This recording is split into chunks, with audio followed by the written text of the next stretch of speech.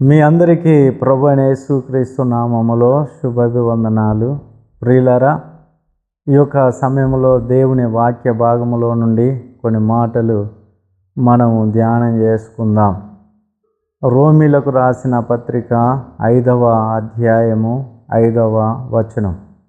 రోమీలకు రాసిన పత్రిక 5వ అధ్యాయము 5వ వచనం. ఎందుకనగా ఈ నిరీక్షణ మనలను సిగ్గుపరచదు, మనకు అనుగ్రహింపబడిన పరిశుద్ధాత్మ ద్వారా దేవుని ప్రేమ మన హృదయములో కుమ్మరింపబడి ఉన్నది. ప్రేమైన దేవుని బిడ్డలారా, ఇక్కడ నిరీక్షణ గురించి దేవుడు చెబుతున్నాడు. మనలో ఉన్న నిరీక్షణ మనలను సిగ్గుపరచదు, మనకు అనుగ్రహింపబడిన పరిశుద్ధాత్మ ద్వారా దేవుని ప్రేమ మన హృదయములో కుమ్మరింపబడి ఉన్నది కనుక ఈ నిరీక్షణలో నుండి మనము వైదొలగం. ప్రియులారా, మన నిరీక్షణ మనలో ఉన్నది. ఏంటిది మన నిరీక్షణ? ఒక సాటి అయిన ఒక క్రైస్తవుని యొక్క నిరీక్షణ ఏంటిది అంటే, ప్రియులారా, దేవుడు మనకు చెప్పిన మాట ఏంటిది అని అంటే, నేను మరలా తిరిగి వస్తాను అని దేవుడు మనతో చెప్పి ఉన్నాడు. అపోస్తల కార్యములో మనం చూసినట్లయితే 1వ అధ్యాయములో మనం చూసినట్లయితే చూడండి, యేసుక్రీస్తు ప్రభుల వారు ఆయన ఆ దూతలతో ఆయన వెళుతూ ఉన్నాడు. ప్రేమైన దేవుని బిడ్డలారా, ఇక్కడ గమనించాను 9వ అధ్యాయం 1వ అధ్యాయం 9వ వచనం. ఈ మాటలు చెప్పి వారు చూచుచుండగా ఆయన ఆరోహణమాయను. అప్పుడు వారి కన్నులకు కనబడకుండా ఒక మేఘము ఆయనను కొనిపోయెను. ఆయన వెళ్ళుచుండగా వారు ఆకాశం వైపు తేరి చూచుండిరి. ఇదిగో, తెల్లని వస్త్రములు ధరించుకొనిన 2 మనుషులు వారి యొద్ద నిలిచి, గలిలయ మనుషులారా, మీరెందుకు నిలిచి ఆకాశం వైపు చూచుచూ ఉన్నారు? మీ యొద్ద నుండి పరలోకమునకు చేర్చుకొనబడిన ఈ యేసే ఏ రీతిగా పరలోకమునకు వెళ్ళుట మీరు చూచితిరో ఆ రీతిగానే ఆయన తిరిగి వచ్చునని వారితో చెప్పాను. ప్రేమైన దేవుని బిడ్డలారా, దేవుడు ఏ రీతిగా అయితే వెళుతున్నాడో, ఆయన ఏ రీతిగా వెళ్ళాడు. కొందరు దేవదూతలు వచ్చి ఆయనను తీసుకుపోయినట్టుగా మనం చూస్తూ ఉన్నాం. ఆయన మేఘం మీద వెళ్ళినట్లుగా మనం చూస్తూ ఉన్నాం.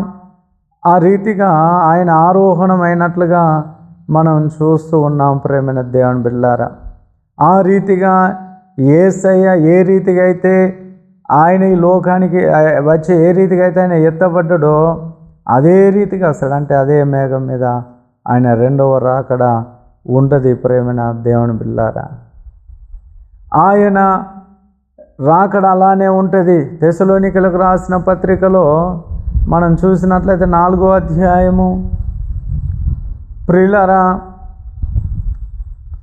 మనం గమనించినట్లయితే 13వ వచనములో అంటాడు, సహోదరులారా, నిరీక్షణ లేని ఇతరుల వలె మీరు దుఃఖపడకుండా నిమిత్తం నిద్రించుచున్న వారిని గూర్చి మీకు తెలియకుండా మాకు ఇష్టము లేదు. యేసు మృతి పొంది తిరిగి లేచినని మనం నమ్మిన ఎడల అదే ప్రకారం యేసునందు నిద్రించిన వారిని దేవుడు ఆయనతో కూడా వెంటబెట్టుకొని వచ్చును. ప్రభువు మాటను బట్టి మీతో చెప్పినదేమనగా, ప్రభు రాకడ వరకు సజీవులమై నిలిచుండు మనము నిద్రించిన వారి కంటే ముందుగా ఆయన సన్నిధి చేరము. ఆర్భాటముతోనూ ప్రధాన దూత శబ్దముతోనూ దేవుని బూరతోనూ పరలోకం నుండి ప్రభు దిగి వచ్చును. క్రీస్తు నందుండి మృతులైన వారు మొదట లేతురు. కనుక మన నిరీక్షణ ఏంటిదంటే, ప్రియులారా, యేసు మృతి పొంది తిరిగి లేచనని మనం నమ్మిన ఎడల అదే ప్రకారం యేసు నందు నిద్రించిన వారిని దేవుడు ఆయనతో కూడా వెంట పెట్టుకొని వచ్చును. యేసు ప్రభు ఆయన మరలా తిరిగి వస్తాడు. పరిశుద్ధులతో వేవేల దూతలతో ఆయన తిరిగి వస్తాడు. అదే మన యొక్క నిరీక్షణ అయి ఉంటా ఉన్నది. ఆయన వచ్చినప్పుడు ఆయన పరోక్షంగా భూమి మీద కాలు పెట్టాడు. మధ్యాకాశంలోకి ఆయన వస్తాడు.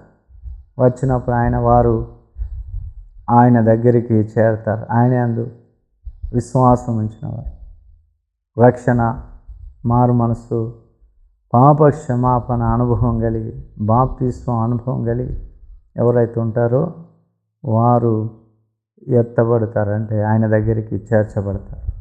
విడవబడిన వారికి భూమి మీద 7 సంవత్సరాల శ్రమకాలం ఉంటుంది. అది ముగియగానే ఆర్మెగిద్దో యుద్ధం జరుగుతుంది. ఒలివ కొండ దగ్గర యేసయ్య ఈ ఎత్తబడిన వారి గుంపుతో వచ్చి ఆయన అక్కడ కాలు పెడతాడు. అప్పుడు అపవాదిని, అబద్ధ ప్రవక్తను, ఖడ్గమృగమును వీళ్ళందరినీ వినాశనపరిచి అబద్ధ క్రీస్తును వీళ్ళందరినీ వినాశనపరిచి నరకంలో వేసి ముద్ర వేస్తాడు. తర్వాత 1000 ఏళ్ళ నీతి పాలన జరుగుతుంది. ఆ 1000 ఏళ్ళ నీతి పాలన అనంతరం ఈ సృష్టి అంతా నూతనపరచబడుతుంది. కొత్త ఆకాశం, కొత్త భూమి, ప్రియులారా సమస్తం నూతనపరచబడతాయి. ఆ రీతిగా అది మన యొక్క నిరీక్షణ. చనిపోయిన వారు కూడా యేసయ్య రాకడలో ఆ సమాధుల నుండి తిరిగి లేస్తారు. అదే మన నిరీక్షణ. అందుకే మనం సమాధి చేయడానికి గల కారణం ఇతర మతస్థుల్లాగా కాల్చేయడం కాకుండా సమాధి చేయడానికి గల కారణం ఏంటిదంటే వారు అందులో నుండి తిరిగి లేస్తారు. యేసయ్య ఏ రీతిగా చనిపోయి సమాధి చేయబడి 3వ దినమున మృత్యుంజయుడై తిరిగి లేచాడు. క్రీస్తునందు మృతులైన వారు మొదట లేదు, ఆ తర్వాత సజీవులైన వారు వెంటనే మహిమా శరీరము దాల్చుకొని వారు యేసయ్య దగ్గరికి కొనిపోబోతారు. కనుక ఇట్టి నిరీక్షణ మనకు చనిపోయిన తర్వాత మనం ఎక్కడికి వెళుతామో, ఎటు వెళుతామో మనకు ఒక క్లారిటీ అనేది ఉన్నది. క్రైస్తవ బిడ్డలకు మనకు చావు అనేది ఒక నిద్ర లాంటిది.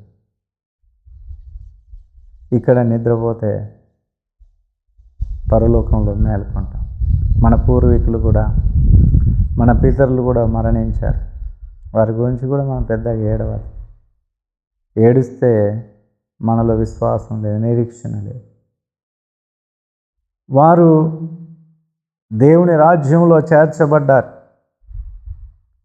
నమ్మి బాప్తిస్మం పొందిన వాడు రక్షింపబడును, నమ్మని వానికి శిక్ష విధించబడును.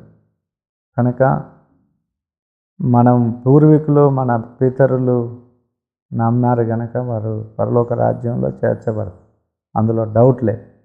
క్రైస్తవుడమైన నీవు, క్రైస్తవురాలు అయిన నీవు ఇప్పుడు మరణం వచ్చినా, యేసయ్య రాకడొచ్చినా నీవు కూడా పరలోకమందు చేర్చబడతావు. అదే మన నిరీక్షణ.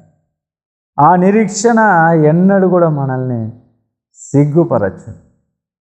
క్రైస్తవుడు ఇట్టి నిరీక్షణ కలిగి జీవించాలి. ఈ లోకము శాశ్వతమైనది కాదు, ఇది అశాశ్వతమైనది. ప్రియులారా, దేవుడే శాశ్వతమైనవాడు. దేవుని రాజ్యమైన పరలోకమే శాశ్వతమైనది. నరకము కూడా శాశ్వతమైనదే. నువ్వు క్రీస్తులోనికి బాప్తిస్మం పొంది మారు మనసు, రక్షణ, పాప క్షమాపణ అనుభవం కలిగిన నీవు ఇంకా ఎక్కువ నిరీక్షణ కలిగి మనం ఉండాలి. ఈ నిరీక్షణ సిగ్గుపరచదు. వేరే అన్య జనాంగానికి నిరీక్షణ లేదు. కొందరు గాల్లో కలిసిపోతాం అనుకుంటారు, కొందరు ఇంకో జన్మెత్తుతామని అనుకుంటారు. వారి విశ్వాసాలు ఆ రీతిగా ఉన్నాయి. కానీ క్రైస్తవుని యొక్క నిరీక్షణ ఏంటిదంటే యేసయ్య వస్తాడు, తీసుకెళ్తాడు. దేవుని నమ్మిన వారికి క్రీస్తు న్యాయపీఠం అనే తీర్పు ఉంటుంది. క్రైస్తవేతరులకు ధవల సింహాసనం అనే తీర్పు ఉంటుంది. దేవుడు మనతో యుగ యుగాలు మనతో ఉంటాం, మనం ఆయనతో ఉంటాం. ఆయన రాజ్యాన్ని స్వతంత్రించుకుంటాం. పరలోక రాజ్యం నిత్యమైనది, ఎంతో సుందరమైనది. కనుక అటు నిరీక్షణలో మనం ముందుకు సాగిపోదాం. ప్రార్థన చేసుకుందాం. మహోన్నతుడమైన దేవ, కృపగలిగిన తండ్రి, మీ ఘనమైన నామునకు వందనాలు. మేము నిరీక్షణ కలిగి ఉండాలని మాతో మాట్లాడినారు ప్రభువా. మరి మీకు వందనాలు. మాకే అటువంటి గొప్ప నిరీక్షణ ఉన్నది ప్రభువా. మీరు వస్తారనే మీ రాకడ కొరకు మేము కనిపెట్టుకొని సిద్ధపడిన కన్యకల వలె, బుద్ధి కలిగిన కన్యకల వలె మేము ఉన్నట్లుగా చేయండి. ఈ మాటలు వింటున్న ప్రతి బిడ్డను మీరు దీవించండి.